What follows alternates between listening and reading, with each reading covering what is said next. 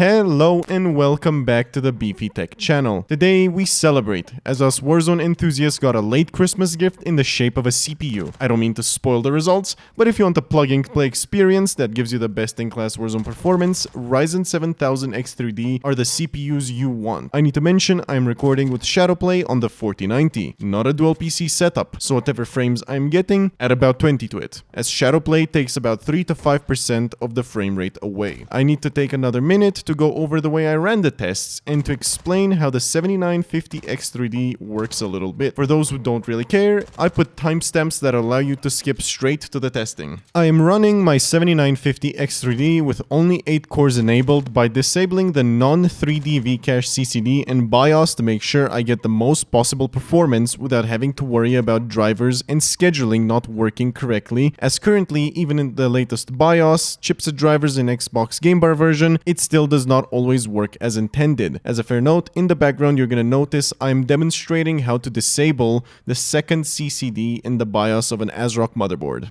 This does mean that I'm essentially simulating the 7800 X3D CPU performance, more or less. So off the rip, I have to say, if you only game and don't do productivity on the side, then wait and buy the 7800 X3D instead of going for a 7950 X3D. The thing is, the 7950 X3D is essentially a 7800 X3D when it comes to games. Or so AMD intended it to be. The way the so-called scheduler works, it is that every time you start a game, it recognizes it to be as an intensive gaming task, and it's supposed to automatically switch the non-3D CCD off. And so it becomes an 8-core 16-thread CPU. Once you're done gaming, it's supposed to automatically switch back to 16-core 32 threads. Essentially, by manually setting off the non-3D CCD, all you are doing is guaranteeing that it runs as AMD intended it to run within games. For today's test, I'll only be testing Warzone 2, but I'll also show results from both manually disabling the second CCD and also results from letting it do its thing while completely stock. Let's get into testing. These are the results for the 16-core completely stock version, and let me tell you, they are disappointing to say the least. This shows that indeed it is not running as intended, and it's probably working off both CCDs, if not just off the completely wrong CCD entirely. Even the performance is so poor, even on the edge of the map where FPS would normally be much better. Anyway, good news is that with the simple turn off of the second CCD, the problem is fixed, but as you can see, it's not particularly great to run this CPU completely stock. The only difference between this result is that I went into the BIOS settings, disabled the second CCD, and made sure the render worker count was set to 7. And as you can see by the FPS, the results speak for themselves. If you're going to use this CPU for Warzone, the best way to use it is with the second CCD completely turned off. The frame rates you're getting here are nearly 100 FPS higher, so you really don't want to risk your performance just for the sake of keeping 8 extra cores on that you can just enable whenever you do actually need them. Moving on to the Modern Warfare 2 in-game benchmark, this is the final nail in the coffin of running the CPU completely stock without actually disabling a CCD. As you can see, it does in fact perform worse than a 5800 X3D in average FPS for the CPU, which is just mind-boggling to say the least. Luckily, the 8-core version is a huge improvement over the 5800 X3D, and according to my calculation, that comes out to be 33% faster in average FPS for the CPU than my 5800 X3D, which I tested with beforehand, which is incredible to say the least. But this does mean that you need to run with a CCD disabled if you want Modern Warfare 2 to perform as intended. I like to be thorough with Warzone testing, so I'll show the results from Mazrah Highway and Sarif Bay 2. While the results play, I wanted to mention I'll only put up the one 3D cache CCD results on screen from now on, as we have determined that running the CPU stock and counting on the PC to do the CCD scheduling is not going to work for Call of Duty.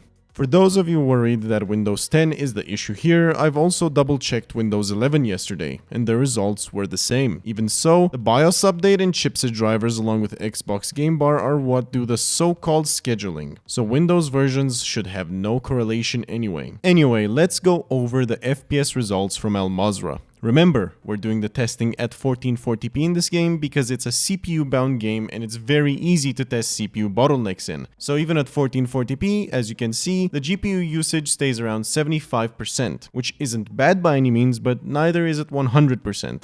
So while the 4090 definitely is a 300 plus FPS GPU at 1440p, unfortunately, this is still not enough to drive it all the way, but it's way better than a 5800X3D. Sarif Bay is one of my favorite spots to do testing in because it simulates perfectly what sort of frame rates you could expect from a more CPU-bound scenario. I mean, as you can see in this part of Sarif Bay, it's still reasonable, but once you get to this middle street aisle, you'll see that FPS is now dipping in the 220s, which we haven't seen before. This is a great example of what can happen in a very densely packed city area of Warzone 2. So I wanted to put this here just so you guys are informed and aware that lower frame rates like this are normal. Even if you see highs of 290 in some parts, you could also see lows of 210 in places like Sarif Bay. But with the FPS average still being above 230, I would say that it's still very, very good frames and nobody would have any issue with this, especially on a 1440p 240Hz monitor. For the final test, we have Ashika Island, and the performance here is quite outstanding. As you can see, we're hitting about 90 to 95% usage on the 4090, and we're getting above 300 FPS in a lot of areas. Obviously, wherever you are on the map will essentially determine what FPS you're getting, as Ashika Island is not particularly well optimized in terms of frame rate consistency, but as you can see, it does offer really high frames in comparison to Al Mazrah, and sometimes you'll even see highs of 370 FPS in specific parts of the map, but mostly around that 280 to 320 mark, which is really, really good. Obviously, if you're in the castle side of things, FPS might be a bit lower, but overall spectacular performance on Ashika Island. If you're wondering just how big the differences in FPS will be on Ashika Island, don't worry, I'm not gonna leave you hanging. I went to a part of the map where I know that the FPS is lower and then instantly high when you turn to the left and right, and this is your example right here. As you can see, me literally just looking to a different side can get 100 more FPS than looking to the other side. So yes, Ashika Island does perform like this normally, but when you're in the center of the map, most of the time the performance is gonna be on the higher end of things rather than the lower end of things. Overall, the performance of the 7950 XRD is great, if you turn off one CCD.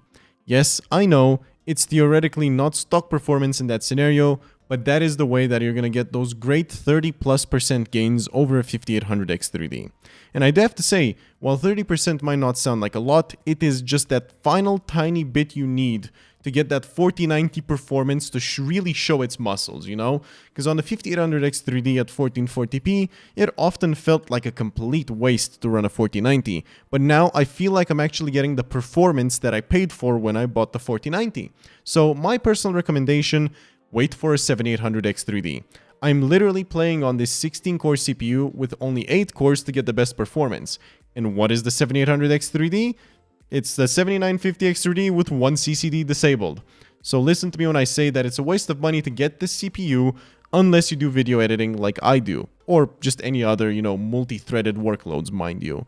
With that said, guys, thank you for watching, and I hope today's video was very useful and it helped you gauge the performance of the CPU within Call of Duty. I hope to see you next time, and adios.